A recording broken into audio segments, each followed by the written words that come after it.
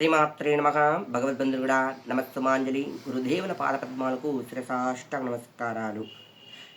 మకర సంక్రాంతి రోజున విశిష్టత ఏందో చెప్పుతూ ఉన్నాను. ఈ మకర సంక్రాంతి చాలా చాలా ప్రత్యేకమైంది.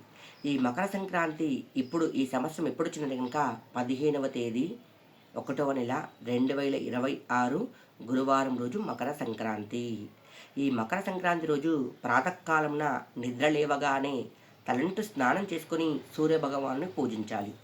ఎలా పూజిస్తే కనుక చాలా శ్రేయస్కరం ఉంటే కనుక ఒక రాగి పాత్ర నందు నీళ్ళు, కొద్దిగా ఆవు పాలు, పచ్చిపాలే ఆవు పాలు, పసుపు, కుంకుమ, నల్ల నువ్వులు, బియ్యము, కొద్దిగా గరిక, ఎర్రని పువ్వు పెట్టి ఓం శ్రీ సూర్యనారాయణ నమః, ఓం శ్రీ సూర్యనారాయణ నమః అన్న సరే, గాయత్రి మంత్రాన్ని ఉచ్చరించినా సరే, సూర్యాష్టకం చదివినా సరే ఆ స్వామివారికి అర్ఘ్యం ఇవ్వండి.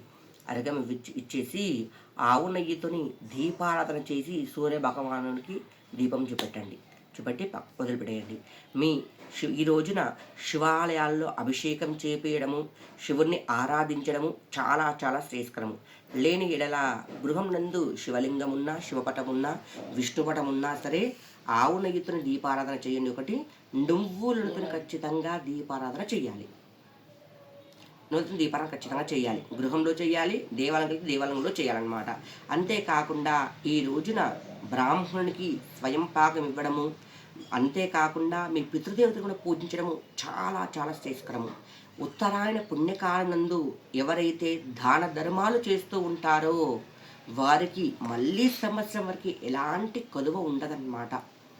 దానం ఇలా ఏం చేసుకుని ఇంకా చాలా శ్రేయస్కరమైన ఇంకా నువ్వులు ఖచ్చితంగా ఇవ్వాలి. కొద్దిగానైనా సరే నువ్వులు, బియ్యము, ఒక ఆకుకూర, అవకాశం బట్టి మీ కూరగాయలు, అంతేకాకుండా రాగి పాత్ర నందు పాలు దానం ఇవ్వండి.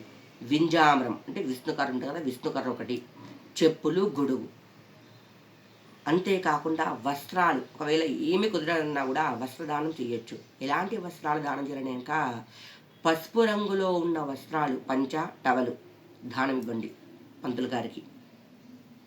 చేసి ఈ రోజున లక్ష్మీదేవి అనుగ్రహం కూడా ఉంటుందన్నమాట.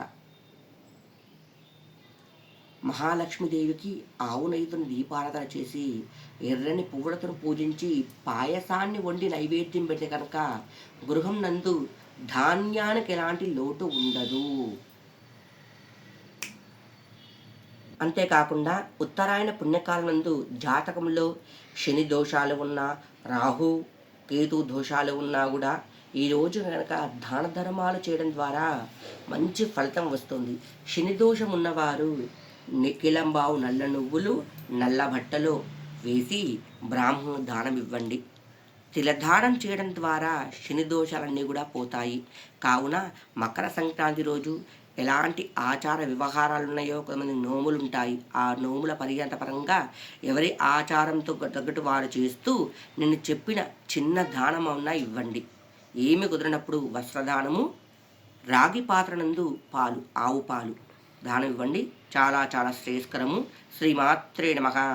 శివాలయంలో ఎవరికైతే ఆరోగ్యపరమైన సమస్య అనుభవిస్తూ ఉన్నారో ఆవు నెయ్యితోని దీపారాధన చేసి శివునికి ఆవు నెయ్యితోని అభిషేకం జరిపించండి.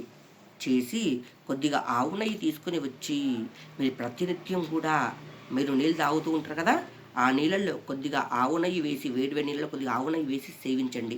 ఆరోగ్యపరమైన సమస్య తీరుతుంది. శ్రీమాత్రే నమః. అందరూ కూడా సంక్రాంతి శుభాకాంక్షలు, శుభాశిష్యులు.